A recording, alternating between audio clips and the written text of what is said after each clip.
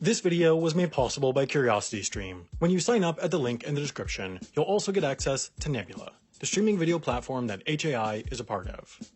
This is Willem-Alexander of the Netherlands. He's king of the 17.2 million bike-riding, windmill-building, stripwaffle-eating, clog-wearing people of the Netherlands, in addition to the 300,000 people of the Dutch Caribbean islands of Bonaire, St. Eustatius, Saba, Aruba, Curaçao, and St. Martin. Now, despite the fact that barely anyone outside the country even knows the Netherlands is a monarchy, the king is a pretty important job. Willem-Alexander is the head of state and has far-reaching powers into different branches of the Dutch government. In practice though, sort of like the Queen of the UK, he largely stays out of politics. You see, the monarchy of the Netherlands is pretty low-key. In his youth, Willem-Alexander was known in the media as Prince Pils. That's Pils with one L in reference to his affinity for Pilsner beer, in addition to other large quantities of alcohol consumed during his time at the University of Leiden. Eventually though, he graduated and got interested in the best beverage of all, water. Seriously, everything you read on him mentions his keen interest in water management, which sounds like an innuendo for bladder control, but it's actually not. Eventually though, in 2013, his mom quit her job, and thanks to nepotism, he, of course, walked his way into the exact same position. They even threw this big party for him on his first day.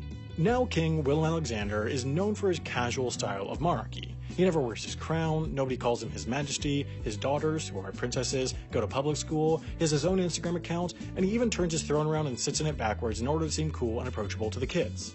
Since long before his current job though, Willem-Alexander has held another job.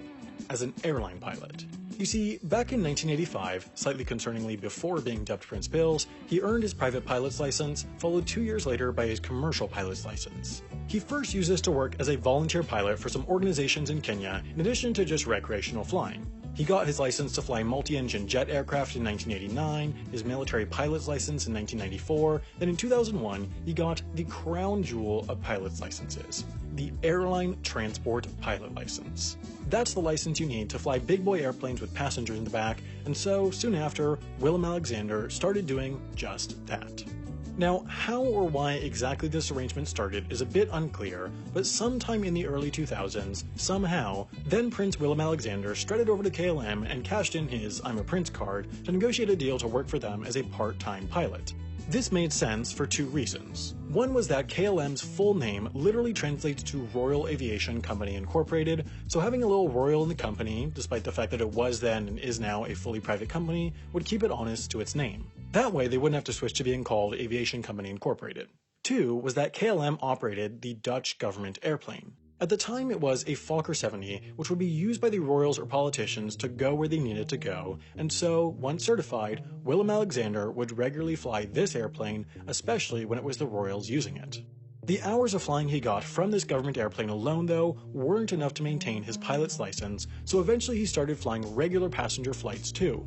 He worked for KLM Cityhopper, the airline subsidiary, flying the Fokker 70 to glamorous places all around the world, all around northwestern Europe, like Humberside, Darlington, and Norwich. Nobody really ever knew he was working as co-pilot for these flights, aside from the rest of the crew, as he would never introduce himself by name when making announcements, and, even in the airport, he was rarely recognized in his KLM uniform. He flew a few times a month all throughout the 2000s, and continued to do so even after he became king. In 2017, though, he ran into a bit of a problem. KLM was retiring all their Fokker aircraft in favor of newer, more efficient Embraer jets, and these Fokkers were the only aircraft that the king was certified to fly commercially.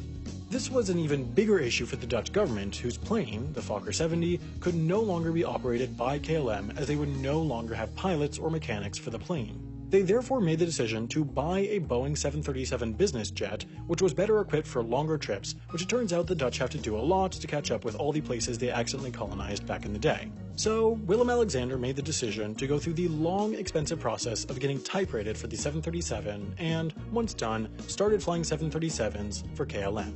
This would take him to much further flung destinations all around Europe and sometimes further. While it was always a sort of open secret, he revealed this side gig of his to the press in 2017, which resulted in quite a lot of attention. While he apparently flies about twice monthly, his last confirmed sighting was in late 2018 when he worked as a co-pilot on a KLM flight to and from Istanbul, or, as the cool kids call it, Constantinople. Speaking of which, if you want to learn more cool kid words, it's not called the Battle of Normandy, It's called Operation Overlord, at least in the Allies' codename system. The logistics of landing a fighting force strong enough to take back Europe on a few French beaches were immense, but that's exactly what Brian from Real Engineering's new Nebula original is about, the logistics of D-Day. This is just one of many original series available on Nebula, which is, of course, the streaming site built by myself and plenty of other creators. Nebula is now available for free when you sign up for a subscription at CuriosityStream, the streaming site home to thousands of top-quality documentaries, nonfiction shows, and more. CuriosityStream has long been recognized as a top streaming site for those who love learning, and now the addition of Nebula with their subscription makes it a fantastic deal.